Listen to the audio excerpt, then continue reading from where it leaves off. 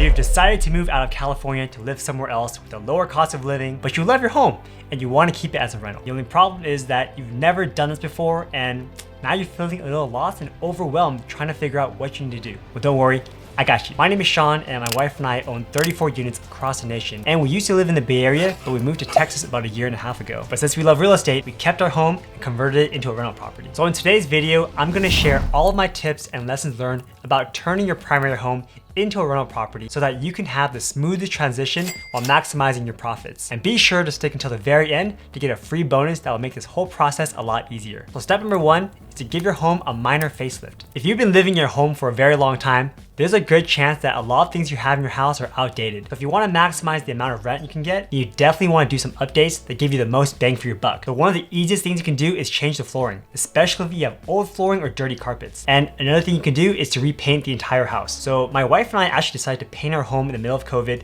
and it only cost us around $500 in paint and materials when we did it ourselves. Now, if you're not comfortable with that, then of course you can hire someone else to paint your entire home. Even in that case, you're looking at around $1,500 to $2,000, depending on how big your home is. And we also updated the lighting in our house. So, back in the day, my living room had no central lighting, so we had to use multiple floor lamps. We updated it by installing recessed LED lights across the ceiling, and it really gave the home a modern look. And doing that work didn't even cost that much money. I think we paid around $600 total for that installation, and you can get a box of 12 for a really low price on Amazon. And finally, part of a light facelift is to finish it off by doing a deep clean of your entire home before you move out. So if you've been living in your home for a very long time, then you likely have a lot of dust on your baseboards, grime on your toilet, and all kinds of nasty stuff in your fridge and appliances. Once you have someone come in and do a fresh deep clean, it'll feel brand new. So by giving your home a minor facelift, it'll make your home seem that much more attractive to potential tenants. So step number 2 is to decide if you're going to be renting out your property as a regular long-term rental or as a fully furnished rental. The difference between the two is that a regular rental is going to be rented out at 12 months at a time. You're going to be delivering the property vacant. Tenants have to bring their own furniture, TVs,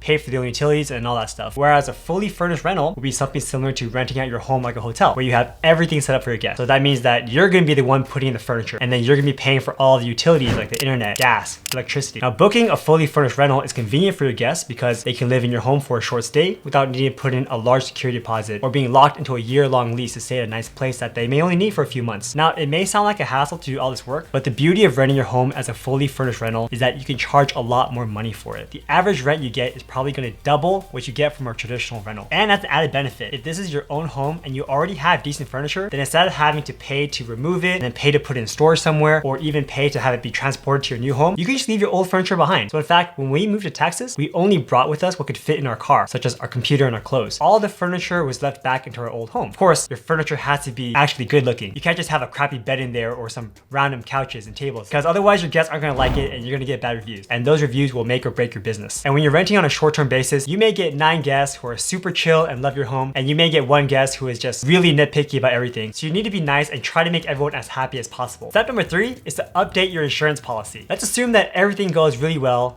you move out, you get tenants inside, and everyone's happy with the property. But then one day, you get a call from your tenants telling you that your pipe burst or that there's a fire in the house, and when you file a claim to the insurance company, boom, claim is denied. Why? It's because your insurance provider will look at your situation and say, oh, that's too bad, but I see that you're not living in it as a homeowner.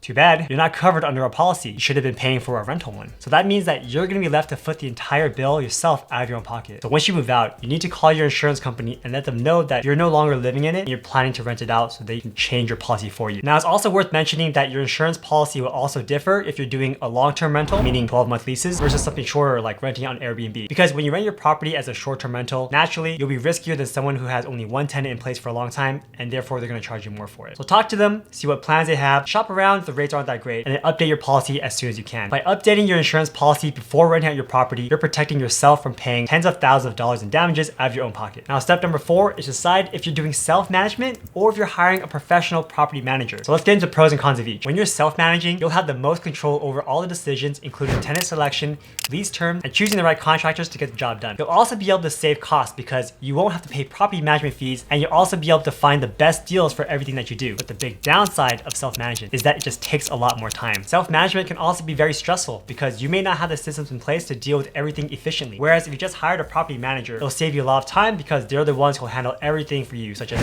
background checks, rent collection, and maintenance issues instead. And because they do this as a full-time job, they'll probably have systems in place so they can run everything smoothly. Now, of course, the downside of hiring a property manager is that it does cost money. You're paying someone 8 to 10% of your gross monthly rent to do this job for you. So in our case, we decided to self-manage our primary home because we do rent this out on Airbnb. And property managers in this space actually charge 20% of the gross rents because, again, with short-term rentals, it's more intensive. We also involve our family to help us with this property. Since we are in Texas, whenever there is a tenant turn, our parents actually go to the house to check that the cleaners do the job properly and to help coordinate any work with any contractors. So it does take more time to do this versus if we hired a property manager, but again, we have to keep more money in our pocket. Long-term rental properties are much easier to manage because you just need one tenant and then they'll be there for the rest of the year without many issues. Whereas for a short-term rental, you have to worry about turns, vacancies, occupancy, and making sure that every guest is satisfied with your property. At the end of the day, you need to decide if it's worth it to go through the hassle of finding your own tenants and finding your own contractors to save on costs. Step 4.5 is if you're self-managing, then you also have to worry about marketing your property effectively. For short-term rentals, you have to be on all the big platforms. You should be putting your property on Airbnb,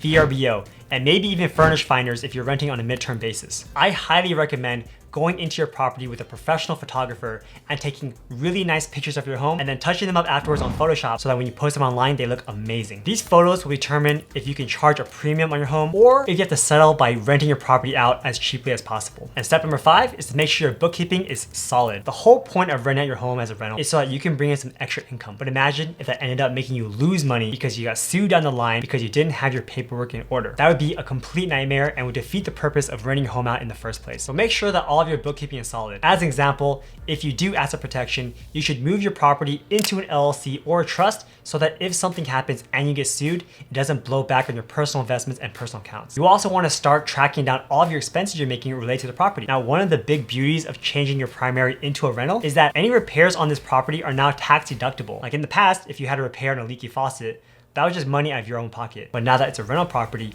if you're repairing a leaky faucet, it's now a deductible expense. You can also start writing off your mortgage interest, your insurance, your property taxes, and your utility bills on the property, because these are all expenses relating to your business. You can also write off any visits to the property if you need to check on it or make any maintenance repairs. Now, another thing to note is that since you lived in the property before, you may still qualify for the Section 121 exclusion if you decide to sell it in the future. So for those who don't know, Section 121 exclusion states that you can get up to $250,000 of gains tax-free when you sell the property as long as you lived in it for 2 out of the past 5 years, and $500,000 if you're married and filed jointly. So being able to write off your taxes on your rental property can be a very powerful tool for maximizing the returns on your investment. Of course, I'm not a tax professional. You need to go find a CPA to work with you to make sure that everything is done properly. Turning your primary home into a rental property can be a very smart financial decision to give you an additional source of income. Income that we get from our Bay Area home covers the entire mortgage payment of the house in the Bay Area, plus our house here in Dallas. And because we're able to hold onto both properties, our net worth has been increasing due to the appreciation. And on top of that, we still have a home that we can move back into in case we ever decide to move back to California. So if you guys are thinking of turning your home into a rental property, then feel free to download my free primary rental checklist with the link in the description. It's completely free and it'll help you navigate the process of turning your home into a rental. If you guys have any other questions about turning your home into a rental property, then feel free to ask me down in the comments below. For those of you who are interested in managing your own rentals, you won't want to miss this video where I give you the top 5 tips for managing your own rental properties. Thanks for watching. I appreciate you and I'll see you next time. Take care.